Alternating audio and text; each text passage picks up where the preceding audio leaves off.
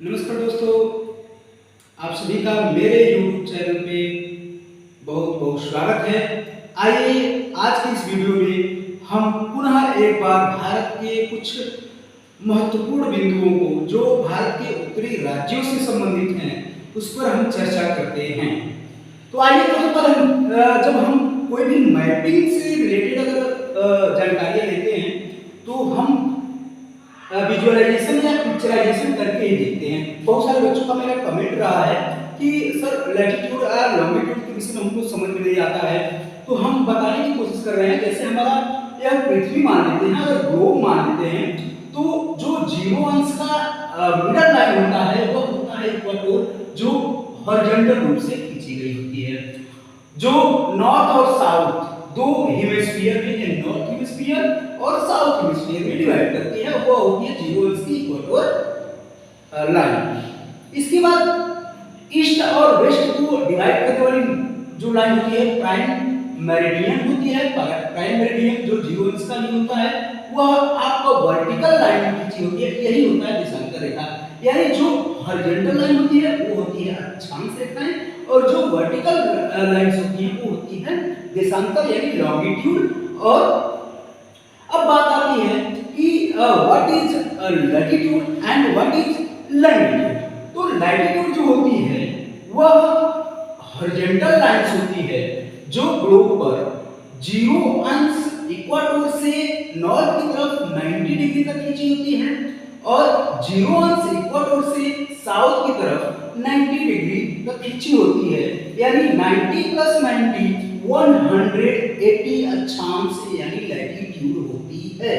अगर इक्वेटर को हम जोड़ देते हैं तो 181 हमारा पूरा लैटिट्यूड हो जाता है। वहीं दूसरी तरफ जो लॉन्गिट्यूड होता है वह प्राइम मेरिडियन से west and east 180 and 180 vertical रूप में खींची हुई होती है। जो अगर 180 और 180 को जोड़ते हैं तो 360 हमारा लॉन्गिट्यूड यानी देशांतर होता है। अगर हम प्राइम मेरिडियन को जोड़ देते हैं तो 361 हमारा लॉन्गिट्यूड यानी देशांतर रेखा होता है। अब हम बात करते हैं भारत के कुछ महत्वपूर्ण उत्तरी राज्यों के विषय में। हमारा भारत का जो सबसे नॉर्थ पॉइंट होता है वह 337 डिग्री 6 मिनट नॉर्थ लैटिट्यूड होता है, जिसे हम इंदिरा कॉर्ड के नाम से जानते हैं। यह समुद्र तल से 5764 मीटर ऊंचाई पर स्थित है। चूंकि यह इंदिरा कॉर्ड के नाम से जाना जाता है, बहुत सारे स्टूडेंट के मन में यह कंफ्यूजन होता है कि सर इसका कहीं इंदिरा गांधी से संबंध तो नहीं, इसका इंदिरा गांधी से कतई संबंध नहीं है। इसको 1912 में यानी 1912 में वुल्फ-वर्क-मैन ने इसका नामकरण किया था। इसलिए चूंकि यह लक्ष्मी के नाम पे आधार पे रखा था इन्होंने, इसलिए इसको इंदिरा कॉर्ड के नाम से जाना जाता है। और यह समुद्र तल से 5764 मीटर की ऊंचाई पर स्थित है। अब आते हैं कि भारत के जो पश्चिमी भाग है और पूर्वी भाग है उनमें उसमें जो है कौन से हमारे पड़ोसी मुल्क हैं। जैसे हमने पिछले वीडियो में आपको बताया भी था, भारत की संपूर्ण कुछ महत्वपूर्ण बिंदुओं को मैंने दिया था, लेकिन हम पार्ट में भी वीडियो को विजुअलाइजेशन के माध्यम से हम आपको डिस्क्राइब करेंगे और देंगे भी, ताकि आप और ज्यादा जानकारी प्राप्त कर सकें। और जानकारी अगर आपको मिलती है, वीडियो अच्छा लगता है तो वीडियो को मेरा लाइक जरूर करिएगा, शेयर जरूर करिएगा, और कमेंट तो यार बनता ही है। आते हैं जम्मू अफगानिस्तान। हम आते हैं पश्चिम दिशा में अफगानिस्तान हमारा जो पड़ोसी मुल्क है, जो जिसको डुरंड रेखा के द्वारा भारत और अफगानिस्तान अलग करता है। यानी डुरंड रेखा के द्वारा भारत और अफगानिस्तान को अलग किया जाता है। इसको सर मॉन्टेयर डुरंड ने 1896 में खींचकर भारत और अफगानिस्तान लाइन यानी डुरंड के नाम से इसको अलग किया था। इसकी भारत से जो सीमा टच करती है वह 106 किलोमीटर यानी 106 किलोमीटर की सीमा रेखा भारत और अफगानिस्तान से टच करती है। पूछता है कंपटीशन में कि भारत के कौन से राज्य अफगानिस्तान से टच करते हैं या पाकिस्तान से टच करते हैं, इस पर भी मैं ध्यान आपका केंद्रित करूंगा कि भारत और अफगानिस्तान को टच करने वाले राज्य जम्मू और कश्मीर है। जम्मू और कश्मीर है यानी सिंगल स्टेट जो अफगानिस्तान की बॉर्डर को टच करता है। उसके बाद हम आते हैं उसके जस्ट नीचे पश्चिम साइड में जो है पाकिस्तान होता है। पाकिस्तान को जो बाउंड्री लाइन होती है उसको सर्वलेट क्लिक ने अगस्त 1947 में खींचा था, यानी इसको रेड क्लिफ रेखा के नाम से भी जानते हैं। यानी भारत और पाकिस्तान को अलग करने वाली रेखा को हम क्या कहते हैं, सर रेड क्लिफ। भारत और पाकिस्तान की जो बाउंड्री है वह 3323 किलोमीटर टच करती है और भारत के जम्मू कश्मीर, राजस्थान, गुजरात और पंजाब राज्य टच करते हैं। इसके बाद हम जस्ट चूंकि हम बात भारत के उत्तरी भागों की कर रहे हैं तो हम पूर्व में आएंगे। चाइना जो भारत की सीमाओं को 3488 किलोमीटर टच करता है, इसको भारत और पाकिस्तान को अलग करने के लिए मैकमोहन रेखा खींची गई, जिसको हेनरी मैकमोहन ने 3 जुलाई 1914 को खींचा था। अब बात आती है कि कौन से राज्य चाइना को टच करते हैं, तो जम्मू और कश्मीर, हिमाचल प्रदेश, उत्तराखंड, सिक्किम और अरुणाचल प्रदेश जो भारत के राज्य हैं वह चाइना के बॉर्डर को टच करते हैं।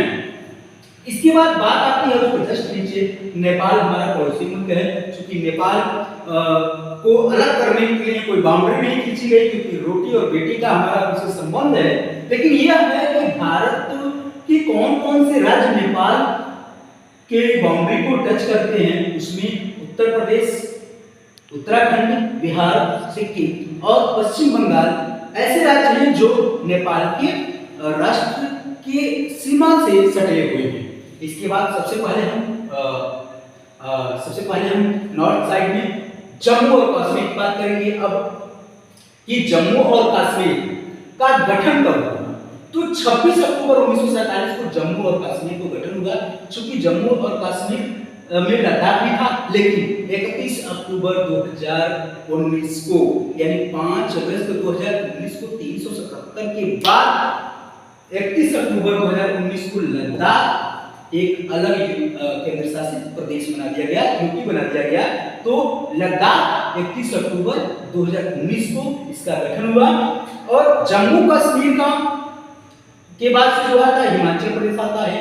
हिमाचल प्रदेश आप देखेंगे इसका गठन जो है 25 जनवरी 1972 को हुआ था।